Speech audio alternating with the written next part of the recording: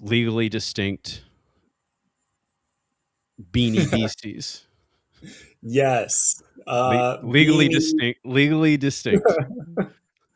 There's no heart-shaped tags on their ears. There's no like we dodged our bullets, I Yeah, think. I think you're fine. As someone who's run into some litigious prop license holders in my brief career, uh, it's better safe than sorry. Right. I don't even know if Beanie Babies are. Do they still exist? They, yes, I think they're the only reason I know that is because I think the McDonald's toys that my kids were freaking out about last year were like mini Beanie Babies. So like they have to exist in some form or fashion for For them like, to have like done is it? that. I didn't even realize that happened, but I'm not Yeah. in touch. I don't buy McDonald's Happy Meals very often. Uh, but I mean, it's nostalgia at this point because Yeah. I mean, honestly, that's kind of why your book works is and honestly the whole Mad X, like all the what the Totally Freaked Yeah. series, they're tapping into that 90s nostalgia in different ways. Yeah. This book comes out tomorrow. Oh. When this drops, by the time this episode drops, it will be out tomorrow. Hey. And I wholeheartedly endorse people going out and getting it. It was a lot of fun. Holy shit, the amount of anxiety that just poured in me. Okay. All right. That is right around the corner now, isn't it? it's very it is very close. I mean, January has been this is might be the longest January I've been alive for. Maybe I hope Yeah. February goes faster, honestly. Yeah. It I can't be worse. don't say that. It can always be worse. I know exactly. But it does come out tomorrow, and I it was a romp. I that's the word I was thinking as I was reading it. I'm like, this is fun. This is just a fun, like, uh I don't know. It is really, I don't know. You hit some of the gore and the violence was more than I guess I expected with it. But not, I mean, it didn't upset me. I have, I don't think I don't think anything can upset me at this point with the amount of violence.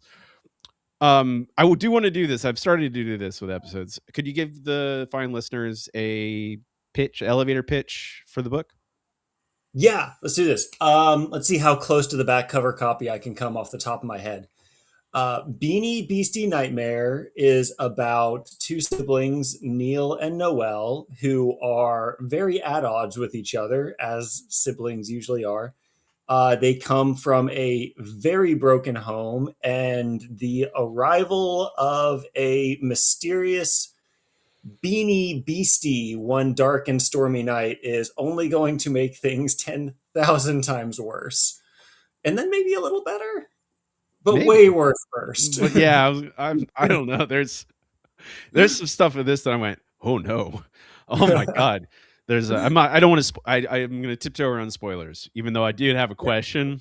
I did have a question that is absolutely a spoiler, but I'm not going to ask it because maybe I'll ask you off Okay. mic. But I'm like, the book comes out tomorrow. I am not going to be. We're not going to be doing spoilers. I'll ask a related question that I Okay. think tiptoes around spoilers, but I do want to start with Noel and Neil because their relationship feels like the anchor of the book, Yeah. of the story. Yeah. Like there can like I don't think this book works if you don't have that kind of. I have a younger sister, so we were the. I was my relationship with my sister was kind of the inverse of this, where I was the older one, but I was like, I did my fair share of like, light teasing and probably at sometimes probably was bullying. But it's Yeah. also like, well, if someone messed with my sister, I would murder them. Like it's my Yup. sister. Um, Exactly. so it's very that it. I immediately I knew exactly what that relationship was. Was that always there in this book? This did it always look like this? Was this the age gap? Was it always that same age gap? Did you ever play with that? Yeah. So this book has been kind of in development for a little over 2 years now. I sent Joey at Mad Axe the initial pitch for it when he put out the first ever pitch for the Totally Freak series. So this dates all the way back to the like Wendy's birthday party demon, like that time frame. Right. So I think the initial pitch for it was evil Beanie Beasties. I've got to not screw that up. They're not listening, don't worry. Beanie Evil Baby people Beanie are not Beasties. listening to this podcast, almost assuredly. There's going to be one Oh, 10 years from now, and they're going to come after. No.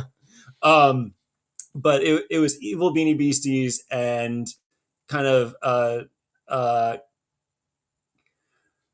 oh, how did we phrase this? So the whole Totally Freak thing is a bunch of YA stories, right? yeah. And a core thing with YA stories is like the romance that kind of develops in them usually. So I wanted to take a slightly different angle on that and have it be like a brother and a sister's love kind of forming around one of these things instead of it just being like, oh, that boy's cute. Like I don't write that well, so I didn't want to go there. Um, but that felt like kind of a different way that we could kind of bring that element into it that would feel a little bit distinct, but also kind of like you opened with, just like drown it in this nostalgia bait for, hey, I remember Beanie Babies. I remember everybody thinking they were going to be this hot collector's item that would be worth hundreds of dollars in the future, and how dumb we all were for that.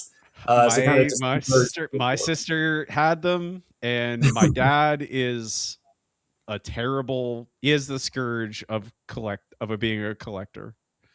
And so he helped when she was pretty young, and he still was like, let's get them all. Yeah.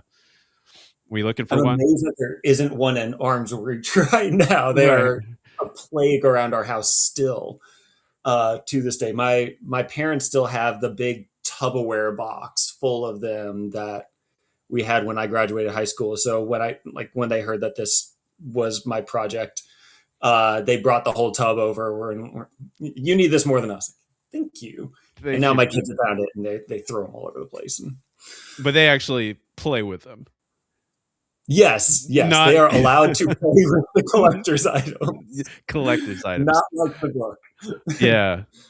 Cuz I mean, thankfully my parents were good parents. They did not share anything else with the parents in the story. Who were horrible people. Yeah, Who they're the were worst people in the story. they're Oh, really really bad. but landing the plane on that earlier thought, like those two elements were intact from the beginning with the brother sister relationship and the Beanie Babies. But after that, it was a much slower burn book. I tried my very first draft of this thing. Nothing really happened until the big climactic moment at the end. And it was all like a bunch of shadow play. And I sent it to Joey, and he was like, this is a book. And he was very nice about it, but he was like, could you try again? Um, so went through a couple of drafts. Nothing's working. Nothing's working. Nothing's working. I went to see the monkey, and Uh, everything Figured it landed. out. That I was makes like, sense. here we go. Yeah. This needs to be kind of the machine that's driving this book instead of slow burn horror. And here we are now. Yeah. That makes now you say that I'm like, of course. Yes, of course. That yeah, there's it does have that or like a Final Destination. It has Yeah. that similar kind of like yeah, I don't I want I always say the word fun a lot with a lot of books that I get on the podcast. And I'm like, I don't know. I don't want to give the wrong impression because it is really ghastly and sometimes really affecting, especially when the kids are in. Or you're worried about the kids, and even though I'm never worried about the kids, really with the Beanie Beasties, it's Yeah. it's the parents, and that is I think a central inversion on Yeah. some expectations, but it is fun. A lot of the violence is very much that it. I don't know, or Tales from the Crypt. Going back to the '90s stuff, it feels like it has a lot of ironic, like oh, we're gonna take this really unlikable person, and then give them maybe just punishment for their horrible acts. Um, let's see. Speaking of, I was. This is my. We're gonna dance around spoilers question. Okay. Shadow. Shadow. Shadow. The right there on the cover. Um, My boy. you're yeah. I do. I Shadow's great. My my book Killer Hockey Mascot also has like a very typical, like, cozy, like, comfy looking mascot, and my wife crocheted me a That's amazing. yeah, I was gonna say that it's a. I'm like, could I sell? I'm like, no, I don't want to have a closet full of stuffed animals that I have to. I have to take me with me to conventions. Um, how for Shadow? How much did you decide, like, on information on why or how Shadow has powers? I'm not gonna tell. I'm not gonna tell the our fine listeners how much is in the book, but did how much do you want, like, oh, I want to keep, we need to keep this a mystery, no, I want people to know it came from this or from that. There's like, you get a little taste of Shadow at the very beginning of the book. You get like, oh, obviously something's up, something's bad with Shadow. Yeah. Shadow has some kind of powers. How did you decide, oh, we're gonna give this, we're not gonna give that, we're gonna dole out information about Shadow to both readers and to technically to Noelle and Neil, like, because they have to also kind of figure out what's going on in their life. Yeah. It's a good question. So Joey Powell at Maddox Media, first, second time I'm saying his name. He's amazing. All the love in the world to him, the press He's that he's running. a past guest, Joey Powell, Yeah, and probably yeah, future. I remember seeing that I'll episode. probably have him back on probably at some point. So Yeah, well, he is the best of us. But wow, he, that's the best of us. Okay, he's he was pretty adamant at the outset that he wanted this to be a short, punchy book. right. So um entering into this, there's so much stuff that like we could be exploring here, right? Like the background of the Shadow Beastie, where the powers are coming from, Neil and Noelle's family dynamic, what's happening to these side characters and where they're coming from. And it kind of became an exercise for me in just like, what do we actually need here? A lot of this can be subtext. I need to know where these characters are coming from and what all the powers are and all this different stuff. But I think it's a lot more powerful to readers, one, when they don't necessarily know what's coming, but it makes sense when it happens. So I like keeping as many cards close to the chest as possible until they pop on the page, just to keep that element of surprise going. Sometimes Um, literally. yeah, yes, um, yes, I know what you're referring to, but again, Yep. we'll try to dodge some spoilers Yeah. here. Um, but yeah, so I think that was a lot of it. I ended up wanting the story to stay centered on Neil and Noelle because they were the beating heart of the thing. And anytime I started going off on tangents and having them like really discover things about the Beanie Beastie, it was kind of taking away from the horror because whenever you stop and explain the joke loses its power, that sort of a thing. Yeah. But also, it felt like it was taking away from them. They were less focused on each other and protecting each other than they were about let's solve this mystery and going off and Scooby Dooing something. Right. So it just it became an exercise in keeping it lean and mean and surprising. I was gonna say I read this in a single sitting. It's like, it is like, I mean it is just immediate, like, the it's my kind of book. It's like short, like punchy chapters. Every single chapter ends with like, oh, what's next? Page turner, that kind of like, oh, I need to, let's keep going. Let's keep going. Let's keep going. Oh, the book's over. Oh, wow. Um, and it's just like, and you do care about Noelle and Neil. Like, you really do. Like, I really did. Maybe I think it's partially because of my own relationship with my sister, where you're like, immediately I attach myself. I'm like, oh, and even though like I was more the Noelle that I was definitely more of like the good kid. I was not the trouble. I was not the Bart Simpson, which it feels like Neil is definitely Yes. the Bart Simpson. Which, even though I do have tons of empathy for Bart Simpsons of the world, we touched it already. Like, there's a little bit in this, not a lot. It is mostly about Noelle and Neil, but there is a little bit. We talked about the collector's items Mhm. of the collector's itemness of Beanie Babies, and you go up into the attic and you see the piles of their parents' things, which are collector's items. They make Yeah. millions of they make millions of a thing. and then tell you go buy it. It's a collector's item. You're like, there's millions of them. They're Yeah. not. It's not. That's not rare. You can't. And there are moments in the book where it's like the those the kids are, it feels like they have been trained, like they don't have the, like, again, their home is, their parents are not, are abusive, you refer to as a broken home, like they don't really have toys, like they're throwing rocks at trash cans at a certain point as a game, and you're like, and yet they have these perfectly good stuffed animals Yeah. that they do play with when they're not being, when they don't think anyone, when no one's watching. Is there any, like, and I don't know, I get on my Instagram, this is just me, on my feed, I get those Pokemon card dealer videos every day. Yeah. Every day. And I grew up playing. I played the Pokemon card game as a kid.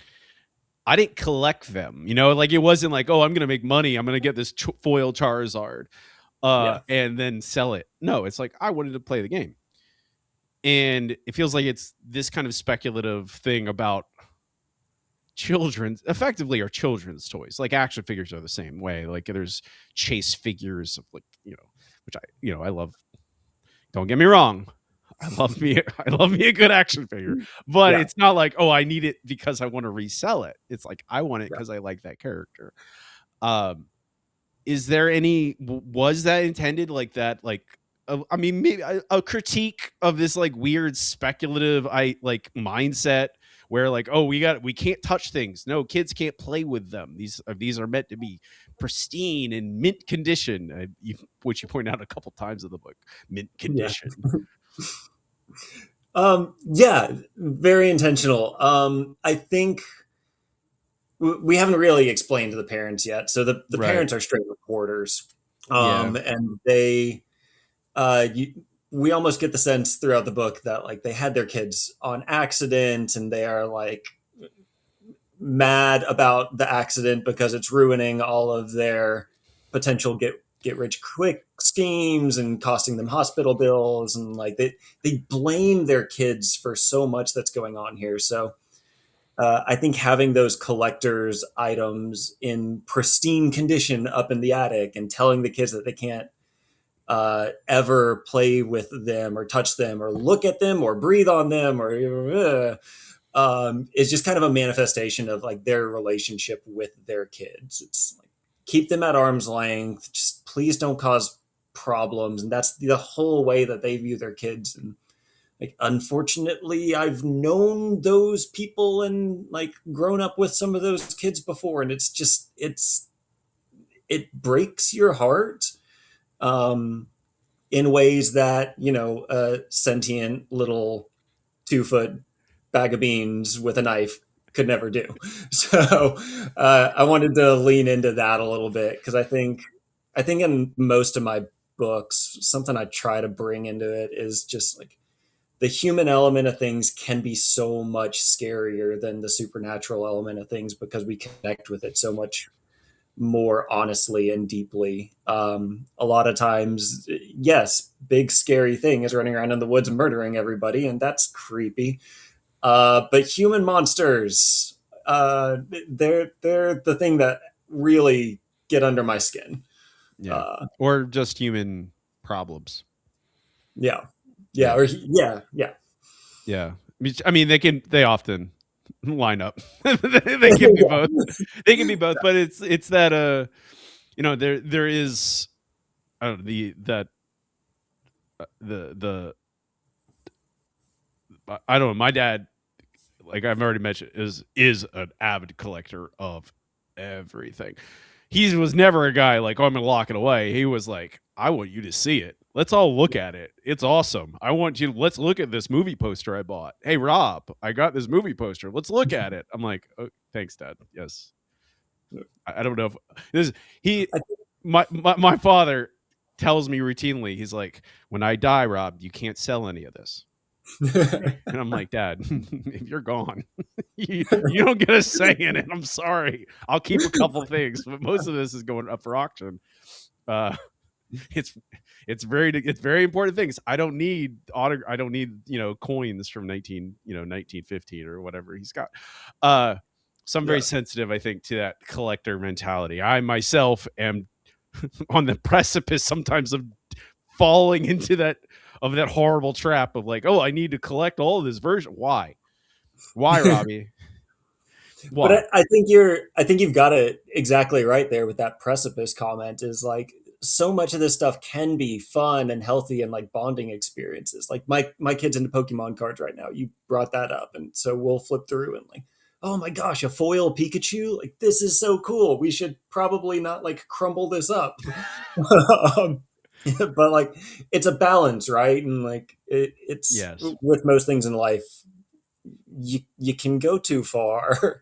You Yeah. can go off that precipice, and then things start to go poorly. Yes. I mean, again, but it's always on my mind. I literally have to tell my dad, I'm like, Dad, you should get these things insured. They're worth lots of money. You should not just have, what if your house burns down? Like, it's possible. Um, I do want to ask about the Beanie Beasties, not just Shadow, but all the other miscellaneous guys, Yeah. who I do like. Um, do you have some master list somewhere of like a bunch of invented Beastie, excuse me, Beastie? I'm doing the same thing. Beanie Beasties.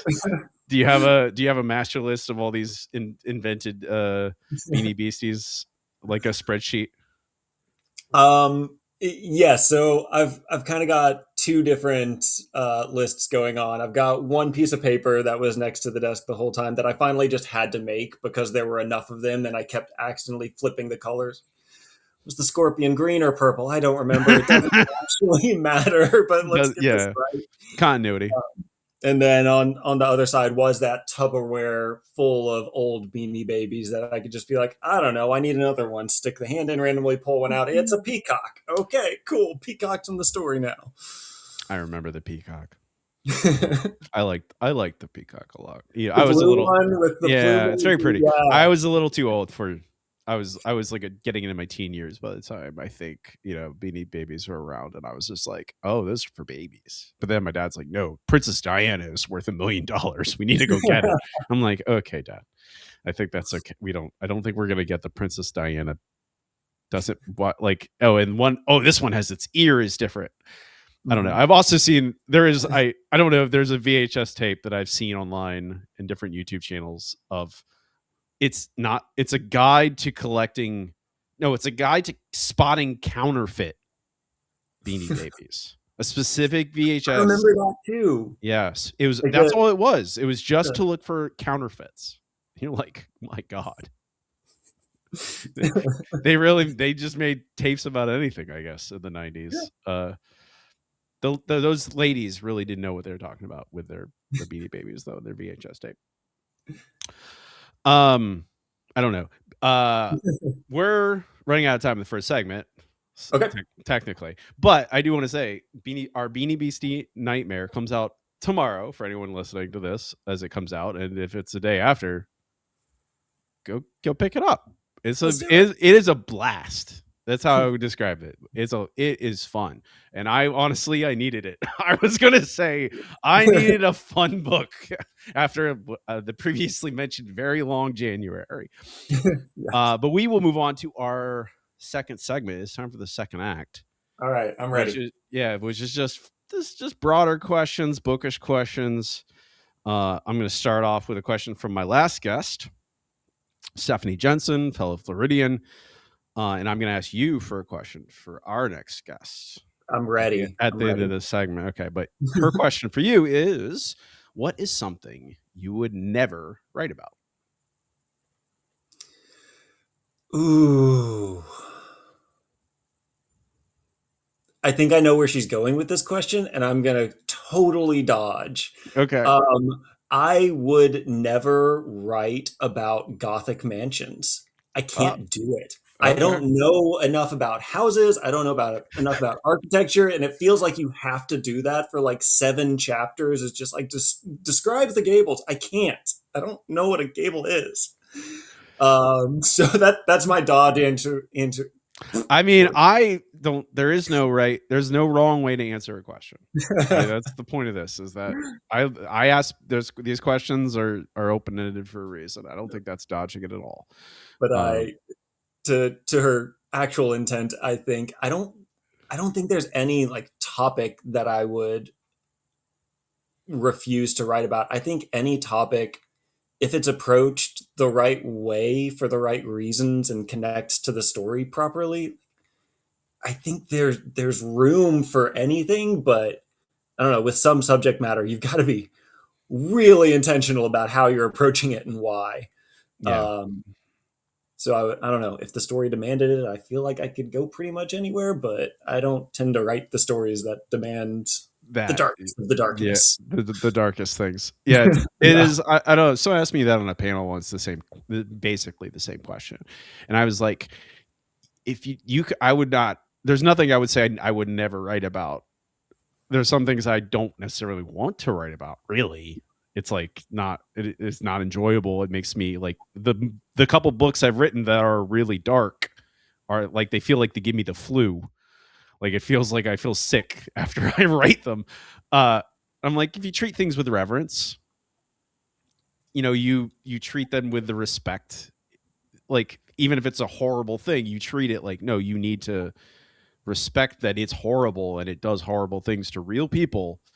yeah, That's the way you can do it. But do I want necessarily to write a bunch of projects all back to back to back that deal with that kind of thing over and over again? Not really. Not yeah. really. I'd rather write about Gothic mansions, Gothic castles. Yeah. No, anything but the Gothic mansions. I haven't done a cat. I don't think I've ever. Do I have? I don't think I have a castle in any of my books. I don't think I've ever written about a castle. Not yet, at least. I You think should. I have mansions. Mansions, Southern Gothic mansions. Does that count as a Gothic mansion? Yeah, yeah. Okay, I've done that. I like that a lot. That was fun. Um, Question I ask everybody: who is a writer more people should be reading? And you can give I multiple names. I've done my homework. I listened to Okay. these episodes and I was Okay. like, I should have answers off the top of my head. I'm just gonna start word vomiting here. Okay. Um, First one that comes to mind, Abby Vale. She is absolutely incredible. She writes heavy, heavy, heavy stuff. Kind of like my stuff is fun. Her stuff is heavy, but also very fun. Like I don't know. There's one book she has coming out with like this bassist for a band that like everybody around them starts dying and like it gets psychological horror and oh she's just incredible. But Abbey Vale front of mind. Wendy Dalrymple. I was listening to her episode and Grace's episode with you to prepare for this, and just the way she writes Southern Floridian horror is delightful. And I guess I'm building a plug-in for Totally Freaked here too. Her Birthday Party Demon and Christmas Party Demon, both fantastic, both amazing, fun books. Yes. So if you read Beanie Beastie Nightmare and it's your flavor, then she keeps the train right on going. Um, yeah, Abby and Wendy. I'll stick with Okay. that for now. Two good Rex. One who's been on the show. Wendy's been on the show twice, and probably will be definitely will be on the show again. And Abby is on my list of people I'd like to have on the show at some point. Yes. Which is it's a very long list of people I want on the show. There's only so many weeks in a year. Actually, is the problem. Um, what was your gateway horror media? This question. Okay, so my parents were very conservative. They weren't very like horror minded people. So there was never horror in the house growing up. And growing up in the 90s, like if it's not in the house, you don't really have access to it. Or sometimes they'll take you to Blockbuster and let you pick something out, but usually they pick out what they want to watch and whatever. Um, so I think my gateway to horror was in middle school, going and spending the night at a friend's house and watching M. Night Shyamalan's Signs for the first time. Good, And excellent. I know that's kind of like weak sauce among the horror community, but I, for somebody that's I never mean, been exposed to it. There's that one scene in Signs where they see the alien on the TV. It's Yeah, really effect. It's really effective. It's really yeah. powerful. I'm There's I'm I'm not going to discount because it worked. I was that age too, and I remember watching Signs and going, and the alien shows up for just that split second, and you're mhm. like, and then they're in a farmhouse and the stuff pattering on the rooftops in the dark, and like I don't know. I Yeah. don't like upon rewatching it. I don't like all that mumbo jumbo mysticism, spirituality crap Yep. that's wedged into the movie. But Yep. the rest of it is a really fun movie that is really neat and like a really good, maybe my second favorite alien, like Earth based alien movie. Like not like obviously Alien or something like outer space movies, spaceship movies. I don't count. It's a different kind of thing. Okay, But wait, that begs the question. What's your first then? oh, Fire in the Sky. Oh, okay. Yeah, yeah, yeah. Yeah, Okay. Fire in the Sky. Valid. Fire in the Sky makes less sense as a movie, but has some of the most like gripping, like horrifying scenes in it that I don't really care. The most of the movie doesn't make complete sense. It's mostly like, man, those scenes, the abduction scenes, and like the some of the hallucinations, so good that it takes, and it doesn't have any of that terrible weird spirituality stuff that for some reason is shoehorned into the end of the movie. It's Mel Uh, Gibson's fault. I guarantee it. yeah, you're probably right. Because I like everything else about the movie. I think is neat, but Yeah. I mean, I'm probably not alone in that. Um, Speaking of hard things to write, what is the hardest scene or character you've ever written, and what made it so difficult? Oh. Um. Okay, I'll give the honest answer here instead of trying to dodge it with some like I had to do a lot of research to learn the details about this house. There's I've got another book coming up in I think it's Q1 2027 now. With Slay House Media. Why did I just say that? Slay House Publishing. Mad Axe Media, Slay Yeah, House it's Publishing. okay. There's where my Transposing tongue twister words. Yeah. is. But Slay House, it's called Latchkey Monsters. It's painfully autobiographical in some ways of like growing up and moving all the time and having to make new friends every time you moved, and like there's a lot of my old friends groups baked into this. And there is one scene where um, one of the friends does not uh, make it. It seems, and yeah, tapping back into some like dark historical stuff, and just being like, I don't know if I can write this. Like, it's the only time I've gotten to that point in the story and had to like walk away and come back to it a couple of times, and like I think I did it justice. I think I've got it on paper now, but even like I already know once this stupid thing goes to print, I'm gonna keep sitting on that one scene being like, I don't know if I really got it. Like I'm never, I don't know. Now I'm mumbling. I mean, it's fine. I mean, it's that I think there's always. I mean, the last book I published has stuff in it where I'm like, it is going to be really gruesome and really hard. Really, I don't know. I think I told someone it's like doing unjust things to characters that don't deserve it, and it feels like you're doing them to real people. And Yeah, especially if it's like, oh, this is based on people I know, then yeah, it's even worse because there's like that, and you're like, well, I want to do it justice, but I don't. It also makes me almost sick to write it. I have to go take a breather, which is what yeah, this is what I did. I'm like, I have to stop right now for a second. I need to go walk the dog. I need to like have some. Oh, I get to. I'm gonna go spend some time with this cute little animal. Not little. She's a 70-pound dog. She's not little, but to take some time, remind myself. There's good things on Earth. yeah. Yeah, it's not all bad. Yeah. Um, I don't know. I'll have you back on for that book. We can talk Okay. about it. All Yeah. right. And then I can mumble through it again. Yeah, you can mumble through it again. It's fine. Hmm. What what is a practice that helps keep your writing momentum going? Um, I actually feel like I have a good answer for this one. I always have multiple projects going at the same time. I am You're one of an those people. author. I'm one of those people. I mean, I'm I'm an one to author. talk. I have a podcast. I'm working on a seminar right now, and I'm working on another. I just finished a draft of a book, so I'm the same.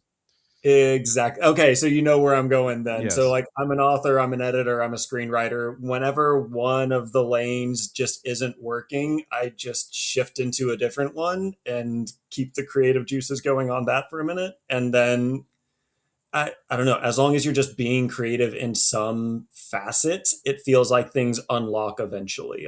The mechanisms come unjumbled, and you can come back to project A and be like, oh, this makes sense now. Obviously, I should have done this. It's just like what I was doing with that other project. Yeah. All those muscles, they're not the same muscle, but they are connected. It feels like. Yeah, It feels yeah, like you're like, oh, if I, and also just you taking you, even if it's just like, I'm gonna take my time away from this project that I feel weird about for whatever reason. I can't continue for whatever reason. Then you move on, and then you're like, oh, even the time away gives your brain time to kind of feels like, I don't know, work through it in the background. It's almost like yeah. it's like a background task Yeah. on the operating system. How much time we got? Um.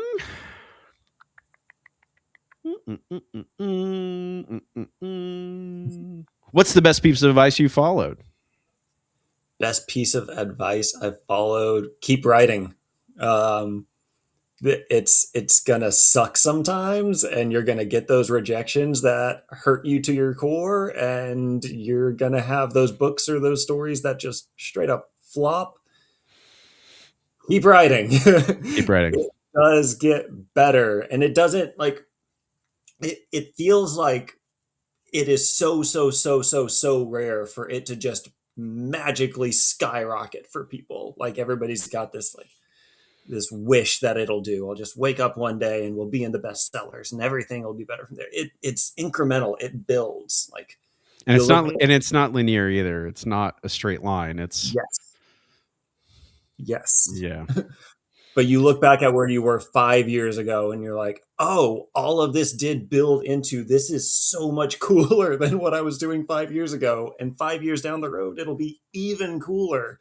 It's just not going to be, it's not going to jump up there, probably. No, it's not it's I mean there's unicorns. You know, Yeah, there's those rare occasions where there are people who are like overnight suddenly they're a huge bestseller and a big name. yeah, But sometimes it feels like those people are unicorns and they're very special, but oftentimes it's like actually they've been working for 10 years on this. yeah, They've been doing stuff for 10 years and you just haven't noticed it, and all that work paid off for this moment. But it's not, there's a lot of people where you're like, oh man, I wish what they had one, like they've been doing it for, they've been doing this work for 20 years or something yeah, like that. It's, and you're like, oh, that's why yeah. it's a long game, very long Yeah. game. You got to keep writing, got to keep working. Um, What's a good question? Okay, I'll ask you this. How do you come up with character names, and do character names change throughout your drafts? um, my character names are, with the exception of Latchkey Monsters, which is, I feel like, going to have to be the caveat for the rest of my career at this point. They're all just totally random. It's just coming up with a name that I was listening to Viggy's interview right before I came on here, and she was kind of like, I don't know. I just kind of make sure they don't all start with the same letter so Yeah, that there's a little variety, and then that's just what their name is. And I feel like I'm very much in that camp. It's I don't know. We'll pick a name that's not hard to spell, that's distinct from the other names in the book so yeah.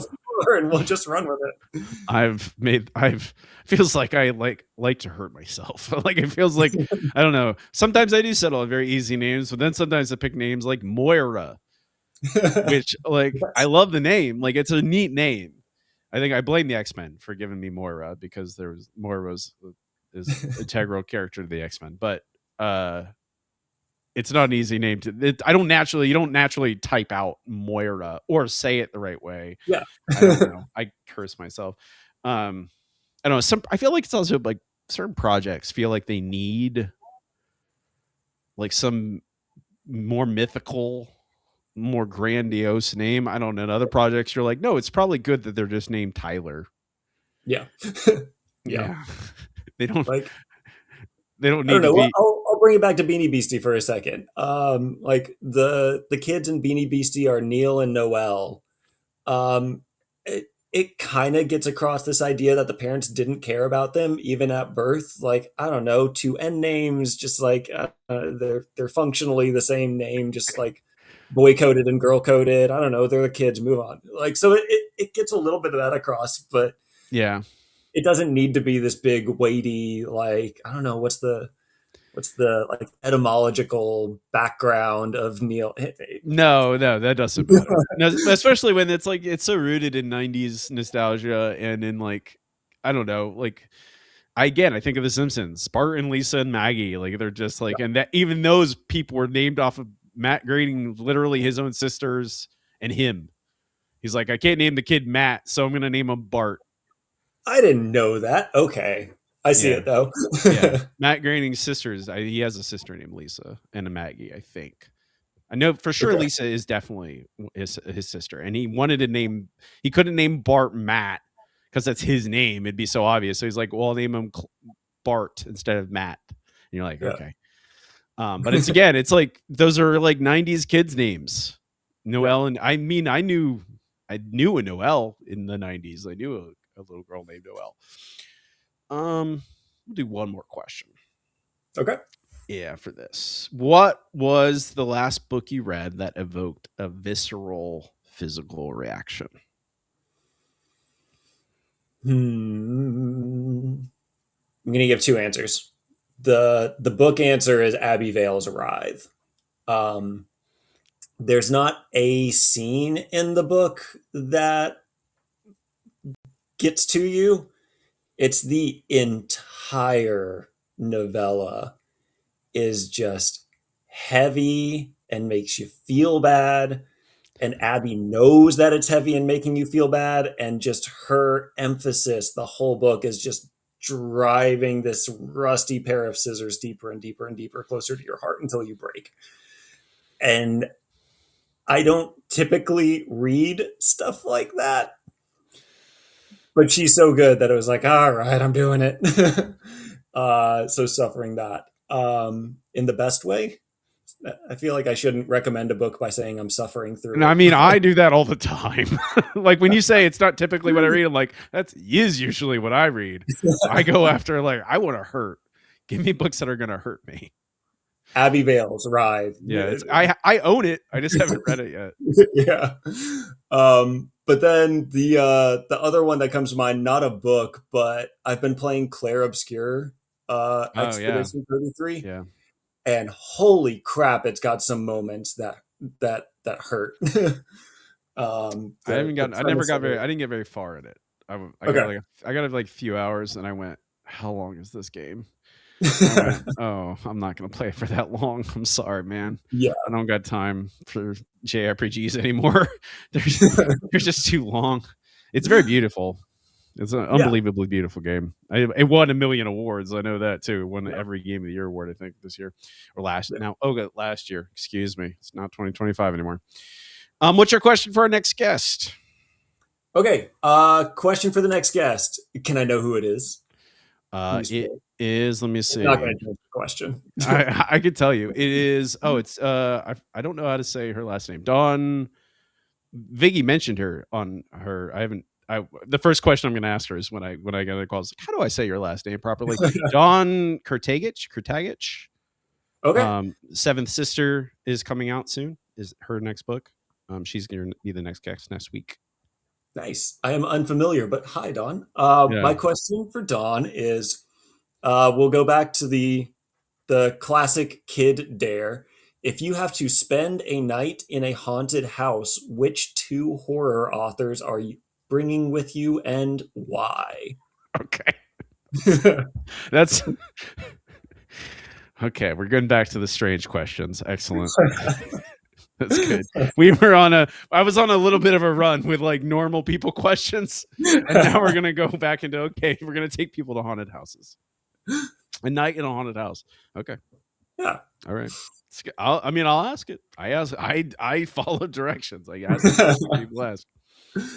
All right. So with that, that's it for the second act. We can move on to our final segment. It is time for blood. God. Yeah, it's time for blood. Let's do it. Yeah. Target, it's about trouble, it's about tribulation, it's about struggle.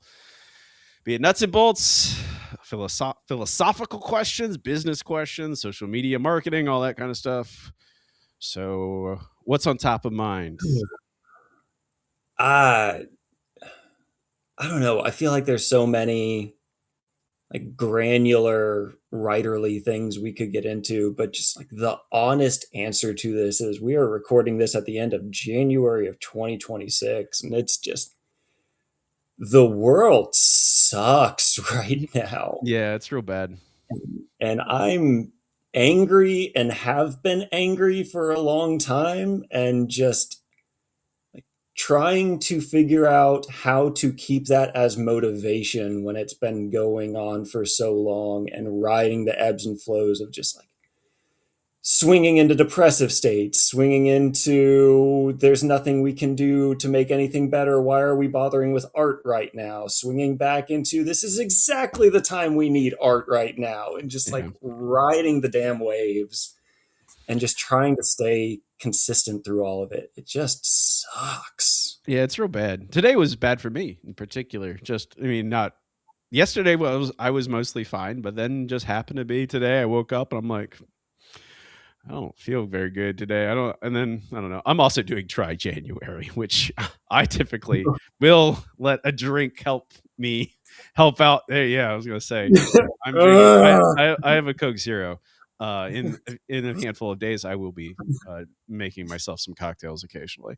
Yes. But it is good to Same. keep my vices in check. But it's very bad, and as an artist, I don't know. I typically am very like conscious of like I am a single person. I'm like I know what can I do. I can do this. These are things I can actually do as a person that can have some kind of effect on the world. And there's a lot of things that I can do as a person that won't do anything. Yeah. And I try and do the things that I know will affect things and not try not to do the things that maybe will make me feel better, but not actually achieve any impact on things. It's easy to think that. It's not easy to do that. Yes. And it's also like, I don't know, there is like the news can somehow sometimes be feels like poison. Like you consume too much of it and you're gonna die. It feels like you're gonna be sick at least. Even though, well, I want to be informed, but does that actually matter if I know this 12th most depressing thing that happened today that took place in another country, a state 3,000 miles from me? And this is a very United States based problem right now, but I mean the world is affected by it, unfortunately. But it's very much like I don't think what I'm going to do on a day-to-day basis is necessarily going to change if I know about a very sad thing that happened in, I don't know, California or Colorado or wherever you live or I live, a faraway place that I can't affect. I can't raise money for it. I can't change that something bad happened. What's the balance? Yeah. And we're writers. We're not Jason Bourne. We're not we're not soldiers. We're not politicians. We're writers. We're creatives. What do I do? I Make a thing that I think helps somehow. Yeah, I have no idea, which is why this is blood on the typewriter Yeah, and not exactly. just band-aids for the Well, I typewriter. mean, But it's like I don't know. I'm like I try and I remember.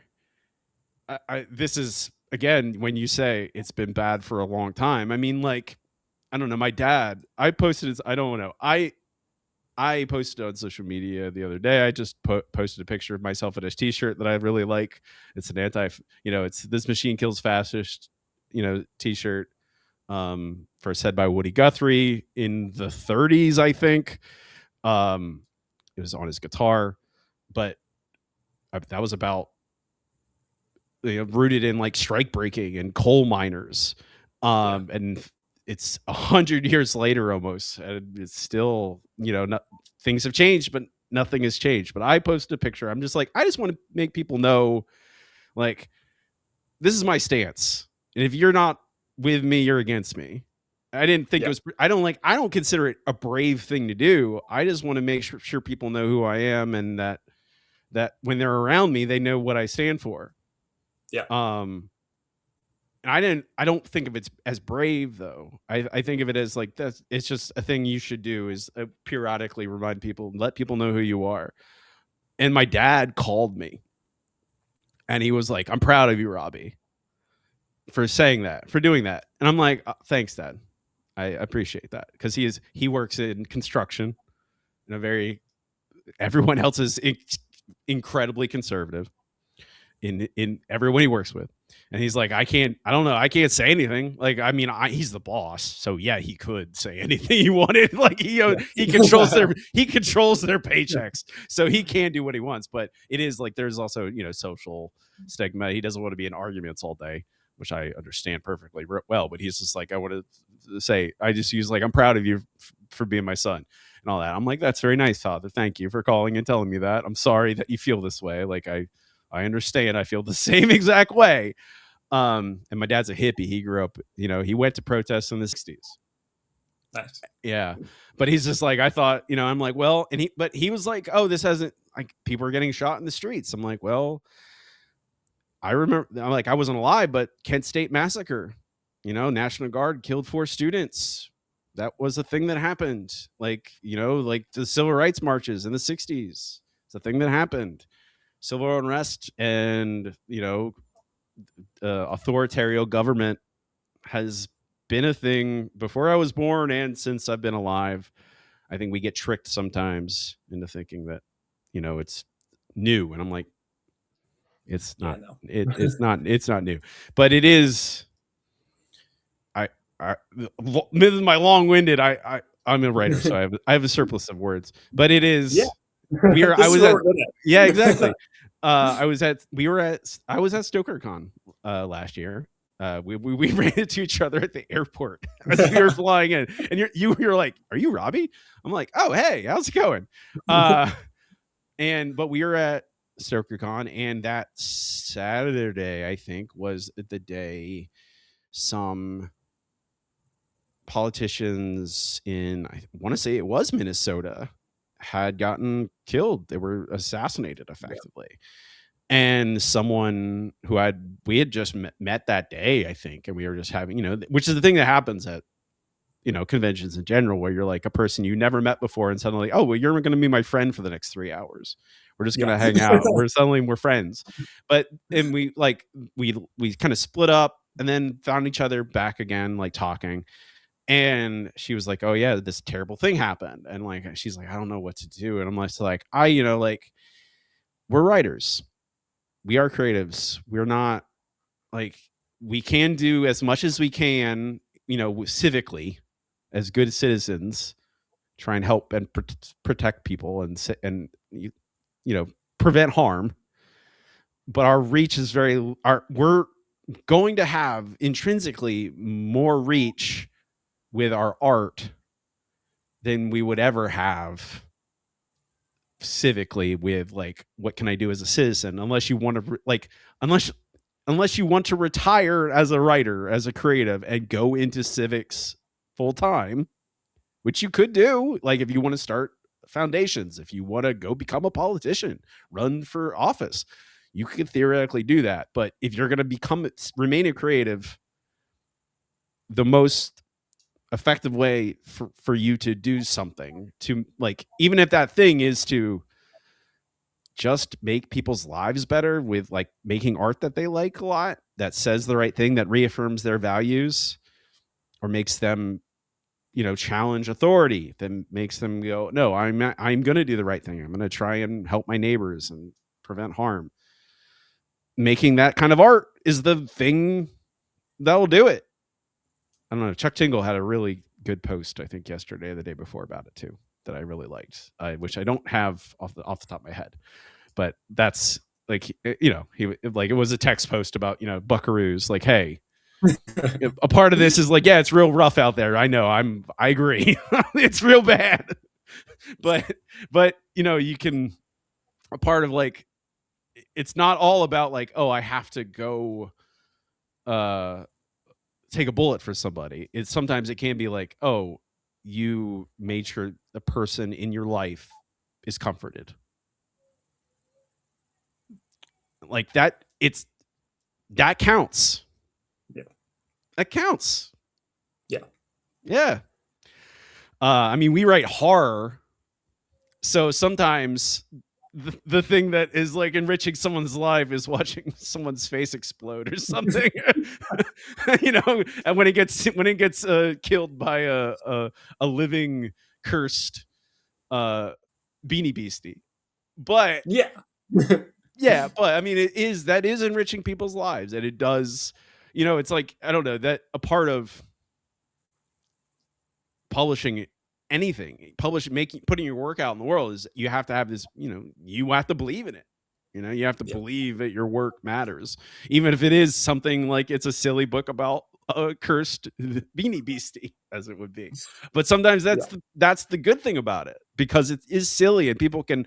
It helped me. I'll tell you that right now. Reading this book this week, I went. I wasn't thinking about the very many bad things that have been in the news, and it feels like how I've been carrying, like all of us. I'm sure I'm not alone in that at all. It feels like everybody I talk to is Yeah. like, Yeah. and then I read this book, and I was like, for I don't know, a few hours, I wasn't thinking about that stuff. I was thinking about, oh, this is fun. Oh man, Will really wrote a gross scene. That's way more graphic than necessarily I expected, honestly. Not in a bad way, but it did surprise me. I don't know. How have you been writing lately? Have you been able to make stuff with all this stuff hanging over you? Uh, I, first of all, how much do I owe you for this therapy session? Because Nothing. It's free.